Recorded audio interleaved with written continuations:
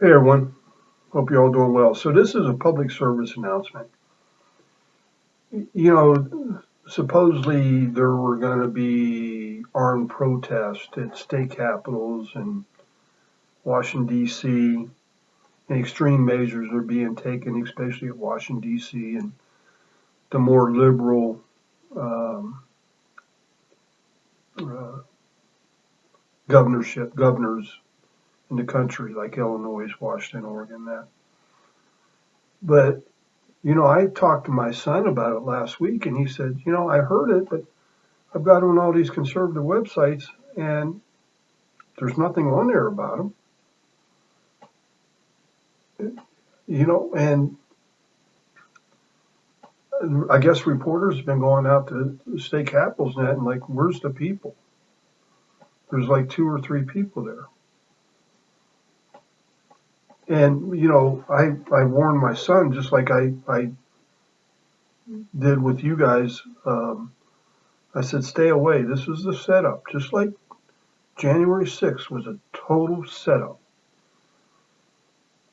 And now we find out two things. One is the U.S. Marshal Service has deputized 2,000 Army National Guards. Deputized them. Now, I'm like 99.9% sure that was under the approval of Trump. And Trump has evacuated his family out of Washington, D.C.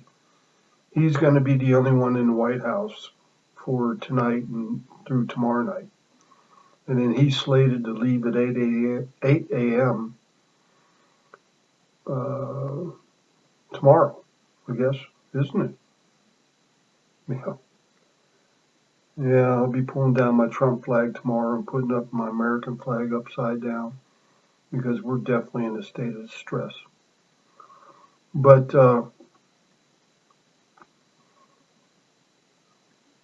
we've also gotten reports that Antifa is in the area with military-grade weapons. I ask you, who is giving them these weapons? These people don't have any money. I mean, a lot of them have never had a real job in their life. And as the very few that got arrested or were chased down, almost all of them are convicted felons, usually for sexual assault type things. What's going on with that? Something may be playing out here, and I just think that, Antifa dressed up as Trump supporters. So, of course, it gives the media the byline they need, even though they're not Trump supporters. Another false flag. And that's all it is. And we're going to see more of these false flags now Trump's out of office. Have you noticed how these mass shootings stopped? Pretty much. There was one, maybe two, after Trump took office, because they couldn't get away with it then. Obama encouraged them. I don't think Bush necessarily encouraged them, but they own Bush. And now Biden is going to encourage them, and they own Biden, so it's a double whammy. But we're going to see more of that, I guarantee you. But this is the deal. These are not trained police officers. They are guys who work various jobs throughout the year and train 1 weekend a month and 2 weeks out a year. They're not going to be able to tell a real Trump supporter from a fake Trump supporter. Stay away from this. I know I've already said that, but There could be 1,000 Antifa out there. And if they find one real Trump supporter, that's the only one they'll talk about. That is the only one they'll talk about. And it'll blow off all the other ones. In fact, I kind of think that Trump is deputizing them to protect his supporters. And I can see his line of thinking on that. Something else has come out, and I don't believe this, but I would be remiss not that public broadcasting service or emergency broadcasting service is supposed to go active 8 a.m. and last 72 hours. Well, starting tomorrow. Well, first of all, afternoon, Biden's going to control the company and he can stop it right then and there. I mean, the longest it can go is from 8 to 12. So I don't know what's going on with that. But,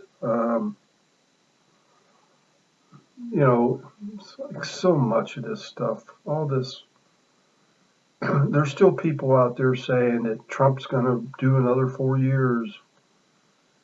And, God knows I love the man, but the game's over this presidential cycle. But they have made some very high appointments lately, that you don't normally do on the last day's thing. And I'm almost wondering if Trump isn't doing what Obama did in 2016 and set up this shadow government. And basically what this is going to come down to, because it's Obama that's going to be running the Biden administration. There's no doubt about that. It's Obama who engineered the Russia hoax. It was Obama who engineered the election steal. No doubt about it. And Trump may be setting up, and this might be an epic battle between Obama and Trump. We're going to have to see. Obama has a lot of things on his side, but Trump he's crazy as a fox. So we'll see. Anyway, stay away from it because, again, they are not going to be able to tell real Trump supporters from fake Trump supporters. And if SHTF hits, they're just not going to know. Talk about a peaceful transition, huh? Yeah. Guess who engineered the two most unpeaceful transitions in the history of our government? And it wasn't us or Trump. All right. Y'all have a good day. Bye.